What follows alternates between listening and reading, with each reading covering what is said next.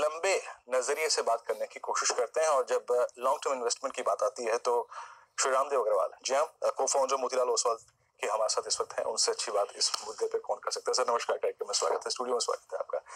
अच्छा देखिए ना, कितने इवेंट्स, बजट आ गया, अर्निंग सीजन, ट्रेड वॉर, और अब ये हाल फिलहाल में जो कल या परसों में जो मुद्दा आके खड़ा हुआ भारत और पाकिस्तान के बीच में इतना था नहीं, एग्जैक्टली इसको आप कैसे देख रहे हैं sir?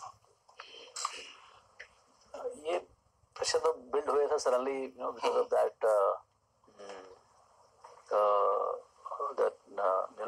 CRPF Pulwama attack.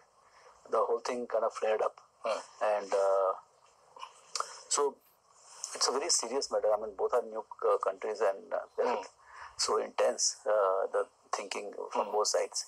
So it is scarce at times, but the judgment is by the markets. I mean, I may have personally whatever view, but market is saying that there's no fear. Broadly, there is no fear. मतलब आपको भी लगता है कि escalate होने के बहुत chances नहीं है? Chances कम ही है, because see, if it is the real deterrent is a nuke. Deterrent is a nuke, and the global community talking both sides, very strongly.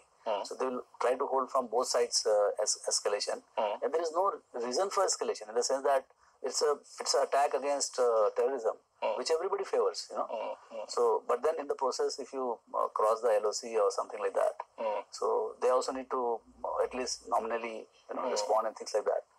So I think even from Pakistan point of view, I don't think they would oppose action against terrorists.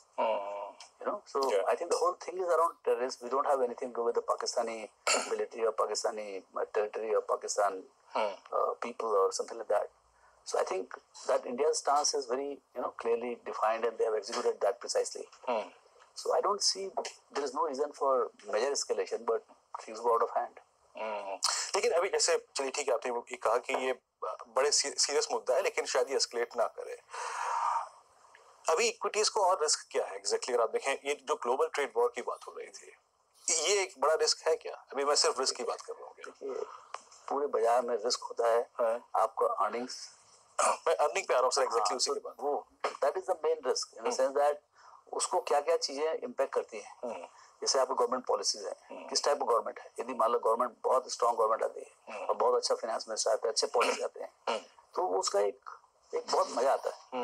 मतलब उससे देश बनता है, उससे देश आता है, अच्छे पॉलिसी आते हैं, तो उसका एक बहुत मजा आता है। मतलब उससे देश बनता है, उससे देश के बिजनेसेस बनते हैं, क्योंकि आपका देश बनना मतलब वहाँ के जो बिजनेस है वो बहुत रिच होने चाहिए। आपका देश रिच, देश बहुत बलवान और बिजनेसेस वीक, ऐसा तो कोई कंट्री नहीं मिलेगा आपको। सही बात है। तो वो बनता है जब देश बनता है। सो उसके लिए जो पॉलिटिकल लीडरशिप चेंज होता है, जो अभी मई में ड्यू है, वो बहुत बड़ा इंपॉर्टेंट थिंग है कि भाई किस टाइप का मैंडेट मिलेगा। Is it going to be a fractured mandate कि भाई 282 माइनस मिलेगा या 282 प्लस मिलेगा। अब वो मतलब उसका आपको लगता है सर कि एग्जैक्टली ये जो स्टैंड मोदी जी ने लिया है या फिर एनडीए ने जो लिया है, एक बहुत फर्म स्टैंड था। एलओसी को क्रॉस करना 71 के बाद पहली बार वायुसेना ने इसको क्रॉस किया। एग्जैक्टली इसको भारतीय जनता भी, अगर आप देखें, एक कहीं ना कहीं स्ट्रॉन्ग लीडरशिप का इंडिकेशन, और इससे बेनिफिट मिलेगा एनडीए को, आपको लगता है? मिलेगा पक्का। आई मीन, जो बेटिंग मार्केट जो बोल रही है उसके हिसाब से तो पक्का है, और क्लियर है ना कि भाई आपको इस टाइप की सिचुएशन में who can stand up as a strong leader. बिल्कुल। मतलब आप मतलब जो टेंशन है या what is required right now is to stand up and talk very firm, take firm action and provide leadership and keep the morale high. So if you see the situation in the country, the moral is very high. People are, I mean, I can see, मतलब आप जैसे वर्ली सी face में कल walk कर रहे थे तो करीब 40-50 तिरंगे झंडे लेके 200-300 लोग, मतलब देर मार्चिंग वंदे मातरम करते। सो ये जो मूड जो बन रहा है नेशन में वो बहुत अलग है। सो इसमें क्या होता है कि आपका जैसे इलेक्शन को आप जोड़े इसके साथ में, तो जो कास्ट, क्रीड और लोकल इश्यूज के कारण से जो एक बंटवारा होता है वोट्स का, वो शायद कम हो। जीरो तो नहीं हो पाएगा, बिल्कुल कम हो, और लोग जो है ना देश के नाम से एक पोलराइज वोटिंग करे, तो उसमें क्या स्विंग बहुत बड़ा हो सकता है, चाहे इनके फेवर में हो चाहे उनके अगेंस्ट में हो, बट बहुत डिसाइसिव वोटिंग हो सकता है। बड़ी बड़ी बात कही सर आपने एग्जैक्टली। अगर आप देखें ये एक बड़ा एक इवेंट है और आई थिंक ये सरकार के पक्ष में जाएगा। अच्छा सर एग्जैक्टली ये हमें Q3 अर्निंग सीजन निकल के भी आया, ये अर्निंग सीजन आपको लगा कैसा एग्जैक्टली? अगर आप बैंकों के प्रोस्पेक्टिव में बात करूं, IT कंपनियों के प्रोस्पेक्टिव में बात करूं, फार्मा, ऑटो, लगा कैसा आपको ये अर्निंग सीजन? मिक्स था, बट बहुत ज्यादा कोई डिजास्टर्स रिजल्ट नहीं था। एग्रीगेट में अब जैसे क्या आपको तेलुगु का जो नंबर थे 27 एग्रीगेट तो खराब हो गया पूरा, एग्रीगेट तो पूरे पिट गए। लेकिन क्या है जो बाकी जैसे कंज्यूमर के बहुत अच्छे नंबर्स आए, अब इसमें ऑटो का थोड़ा डिफरेंस हो गया। तो ये जो अच्छा इसमें तो क्या हो गया, थोड़ा सा ये ऑटो खराब होने से जो है ना ये अर्निंग सीजन जो है ना थोड़ा डिप्रेस हो गया। बट ये एक्सपेक्टेड नहीं था 2 महीना पहले जब IL&FS का जब ये हुआ शुरुआत हुआ तब तो बहुत बॉइंट था। मतलब ऑटो कंपनी से ये नहीं मालूम था कि कहाँ से सप्लाई लेके आएंगे, and then suddenly everything cooled off because credit market का जो फंक्शनिंग जो है वो काफी पैची हो गया। मतलब पूरे थोड़े तो एक तो एंटरप्रेन्योर भी डर गए, शुड बी लिवरेज, है ना, पहले जो जिस ढंग से चल रहा था। दूसरा ये है कि लिवरेज मिलेगा भी नहीं मिलेगा। तीसरा ये है कि भाई let's before growing let's first से द सॉल्वेंसी। तो जो 30, 40, 50% से अच्छे कंपनी जो चल रहे थे वो भी सब 20-25 में आ गए। तो लेकिन जब आप क्रेडिट से आप सिस्टम को स्टॉप करो तो किसी न किसी को तो फाइनली हर्ट होता है ना। जैसे मैं बिल्डर हूँ, मेरे 10 फ्लैट बिके हुए हैं करोड़ रुपए के, 10 करोड़ के, लेकिन यदि उसका फंडिंग ना हो तो मेरे को 2-3 चेक ही आएंगे, तो मेरा सेल्स आधा हो जाएगा। और सेल्स आधा होगा तो फिर उसका जो इकोनॉमी जो सिस्टम ये पूरा इफेक्ट वो तो आएगा ही आएगा ना। तो आप मानते हैं एग्जैक्टली जो ये IL&FS इशू के बाद कपलिंग इफेक्ट आया, ये ऑटो पे भी आया। अब just putting an instance of Maruti, आप देखिए ना 10,000 का स्टॉक सडनली आपको 65 रुपए मिल रहा था, ये एक बाइंग अपॉर्चुनिटी थी मारुति जैसे स्टॉक के लिए? क्यों नहीं। देखिए 2 चीज होता है कंपनी खरीदने में, एक तो कंपनी कितनी अच्छी है जिसको फ्रेंचाइज वैल्यू होता है, जिसको बेसिक कॉम्पिटिटिव पोजीशन होता है और प्रॉफिटेबल होता है, वो एक होता है, और दूसरा होता है ग्रोथ। तो what is impacted is growth. Company का जो पोजीशन जो स्ट्रेंथ है कि भाई मैं 50-60 टका, उसमें कोई तब्दीली नहीं हुई, लेकिन आपको ग्रोथ नहीं आएगा क्योंकि आपको बायर के पास जो परचेजिंग पावर चाहिए वो है नहीं। तो आप लेकिन क्या है आपका जो ग्रोथ जो टोटल मार्केट प्राइस होता है it is made up of 2 components, one is the franchise value and second is the growth value. तो फ्रेंचाइज वैल्यू इंटैक्ट है, 6500, 1000, 6000 जो बोले आप, वो उसका फ्रेंचाइज वैल्यू है, मतलब विदाउट मच ग्रोथ था 2-4-5 टका ग्रोथ से। लेकिन जो 15-20% जो ग्रोथ था वो अभी हॉरिजन में दिखने रहा है। तो जब तक वो दिखेगा नहीं तब तक वो प्राइस रिकवर नहीं होगा। तो यदि आपकी समझ है कि ये जो ग्रोथ चला गया वो परमानेंट चला गया तो फिर आप ना खरीदें, और यदि आपको लगता है ये टेम्पररी गया है 6 महीना 8 महीने साल भर के लिए, तो this is a great opportunity. अच्छा एक और चीज हुई सर, आप ये देखिए कि इस बार बड़ा सरप्राइजिंग था, आप HUL के वॉल्यूम्स देखिए, आप डाबर के वॉल्यूम्स देखिए, वो पतंजलि का डर थोड़ा सा कम हुआ, ठीक है। अच्छा एक और चीज आप देखिए, अब ये हुआ है कि एक किसान के अकाउंट में एक जमाने बाद पहली बार ऐसा होगा कि डायरेक्ट 2,000 रुपए आ रहे हैं, वरना जो 2,000 रुपए ऊपर से आते थे वो आते आते 200 रुपए हो जाते थे। डायरेक्ट एक अकाउंट में 2,000 आना बहुत बड़ी चीज होती है, उसकी परचेजिंग पावर बढ़ेगी। ये कंजम्पशन स्टोरी को आप कैसे देखते हैं, और इस स्पेस में आपके फेवरेट क्या है इसमें? हम पूछ रहे थे किसी से भाई कि मैं भी विलेज बॉय, तो मैं सोचा था कि 2,000 आने से लोग करेंगे क्या। सडनली ये तो बहुत ऐसा बहुत प्लान नहीं था कि आएगा करके, और सडनली आ गया। अच्छा इतना बड़ा पैसा नहीं कि इसके लिए आप बहुत कुछ प्लानिंग कर सके। अच्छा ये वही मेरे को लग रहा है, लेकिन एक गरीब आदमी के लिए बहुत गांव में उसके है अवेलेबल है। सो एक बंदा बोलता है कि liquor sale will increase. I mean the first discretionary spend is going to do is liquor. Interesting. So इस टाइप का जो ना कई जो लो एंड डिस्क्रिशनरी आइटम्स है उसके ऊपर उसका इम्पैक्ट दिखेगा। But basically it will be consumption this thing. क्यों वो कैपेक्स कर नहीं सकता इससे, 2-4 हजार से ना तो मोटरसाइकिल खरीद सकता, वो मोटरसाइकिल खरीदने के लिए it is very tough to, मतलब 5,000 रुपए में आप पूरे साल में क्या मोटरसाइकिल खरीदें। तो लेकिन एक बेसिकली कंजम्पशन हो जाएगा, तो जो कंजम्पशन बूस्ट मिलेगा, चाहे वो लीवर हो, चाहे यूनाइटेड स्पिरिट्स हो, चाहे जो भी आइटम्स हो वहां पर, उसमें अंदर प्रेशर पड़ेगा। अच्छा एक चीज बताइए कि ये जो अभी NBFC का जिक्र किया आपने, ये क्राइसिस, इसका कपलिंग इफेक्ट बहुत दूसरे उद्योगों पर भी आया, इंडस्ट्री पे आया, लेकिन NBFCs ने बैंकों से काफी बिजनेस लिया था पिछले 5-7 साल में, वो वापस जाएगा, वो वापस जाएगा। और ऐसे में आप बैंक्स को कैसे देखते हैं? अब आपके पास बैंक्स भी हैं, वो सरकारी बैंक भी हैं और प्राइवेट बैंक भी हैं, एग्जैक्टली आप बैंक्स में इस क्लास में आपको क्या अच्छा लग रहा है इस वक्त? तो वही जो बिजनेस वहां शिफ्ट होने वाला है या हो रहा है, एक तो सरकार चाह रही है कि भाई सब PCA से बाहर निकले तो वापस जो हमारे जितने पुराने बैंक्स हैं, PSU bank, they can at least assist in supplementing the credit flow. वो एक बहुत बड़ा एफर्ट है। सो उससे क्या है, थोड़ा सा जो प्रेशर जो है वो थोड़ा कम होगा, बट वो थोड़ा टाइम लगता है। आज आप निकालो तो कल से चालू नहीं जाएगा मशीन, सो महीना 2 महीना उसमें लगेगा। लेकिन दूसरा ये कि जो बैंक्स हैं जिनके पास लायबिलिटी मशीन, सी अभी क्या है कि बैंक्स में जो आपको लायबिलिटी मशीन है, जिसके पास लायबिलिटी रेस करने की हिम्मत है, जैसे HDFC बैंक है, एक्सिस बैंक है, ICICI बैंक है, उनके नाम से आज आप जो है savings deposit, current account deposit बनता है।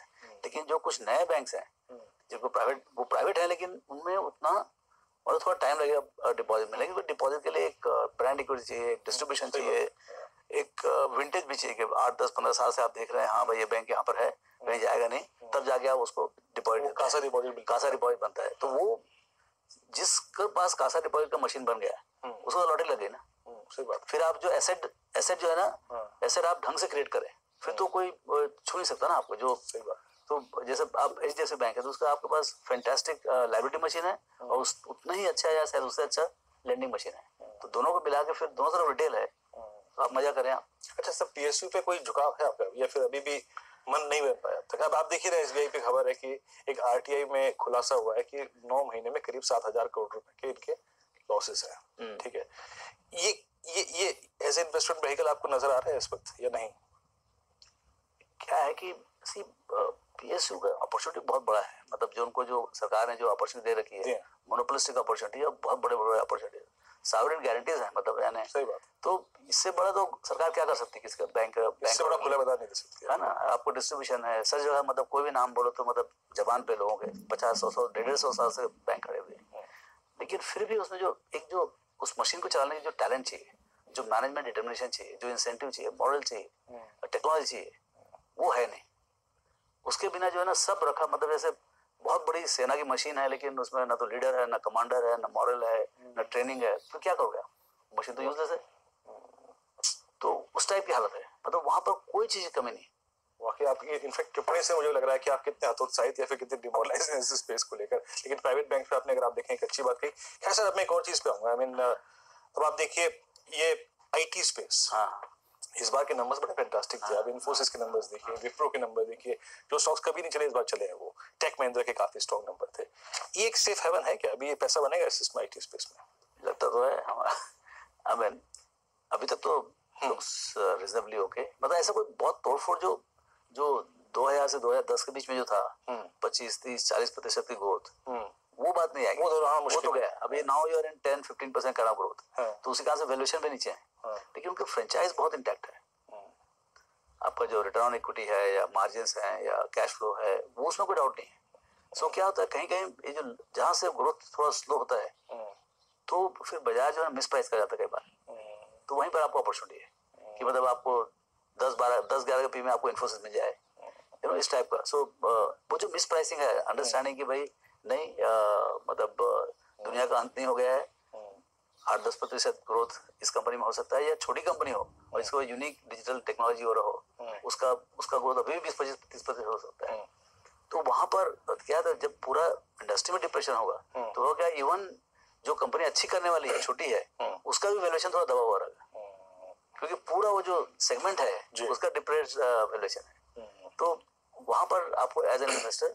अच्छा सर, मैं एक और चीज पूछना चाहूंगा। सितंबर के बाद, ये DHFL वाले मामले के बाद, मिड कैप्स पे भरोसा थोड़ा सा कम हुआ था इन्वेस्टर का। अच्छा, ऐसा भी हुआ कि कहीं पे कंपनी का इंटरेस्ट बर्डन, अगर आप देखें, आपके एबिटा से ज्यादा है। फिर आप ये देखिए कि आपकी प्लेज पड़ी हुई है 50, 60, 70% होल्डिंग। आप जानते हैं फंड मैनेजर्स को, आप पूरी टीम को हेड करते हैं। एग्जैक्टली फंड मैनेजर्स के अंदर फीलिंग क्या है मिड कैप्स को लेकर इस वक्त? ये आखिरी प्रश्न होगा मेरा। सी मिड कैप हो, स्मॉल कैप, लार्ज कैप हो, जो इथोस है, जो किस टाइप की कंपनी आप खरीदते हैं, आपको क्या फिल्टरिंग प्रोसेस है, वो तो सेम ही रहने वाला है ना। जस्ट बिकॉज कंपनी थोड़ी छोटी है तो उससे growth opportunity, growth rate can be very high, है ना। बहुत बड़ी कंपनी होती है तो इस सेगमेंट में थोड़ा growth because of the base effect थोड़ा छोटा कम होता है। That's the only difference. Otherwise filtering में क्यों कमी? मेरे को अच्छी बिजनेस चाहिए, अच्छा बिजनेस चाहिए, अच्छा मैनेजमेंट चाहिए, अच्छा ग्रोथ चाहिए, और लंबे समय ग्रोथ चाहिए, और रीजनेबल प्राइस चाहिए। तो ये फिल्टर कोई कमी नहीं होता है। लेकिन क्या है, जैसे एक एंटरप्रेन्योरशिप में ही बदलाव आ रहा है। जो आईबीसी प्रोसेस, जो बैंक्रप्सी प्रोसेस है, उससे क्या हो गया है कि पहले मतलब 1-2 साल पहले तक, मतलब ये सब चालू होने के बाद भी 1-1.5 साल पहले तक ऐसे ये समझ थी एंटरप्रेन्योर्स में कि हम बैंक से पैसे लेंगे और यदि अच्छा हुआ तो वापस करेंगे, नहीं तो I don't bother. I mean class filter हो डरने की बात नहीं है। हाँ। अब जो है ये डर, ये क्या है, ये जो इंडिया 2 बनेगा और मार्केट 2 बनेगा, वो बहुत अलग बनेगा और बहुत सॉलिड बनेगा। तो क्या है कि थोड़े दिन का ये जो चेंज हो जो है, शिफ्ट बदल रही है, समझे ना, तो दिन से रात से दिन हो रही है इंडियन एंटरप्रेन्योरशिप, और उसके लिए continuity of a very strong leadership is very important, ताकि ये जो पूरा प्रोसेस है उसको सॉलिड लगा दें।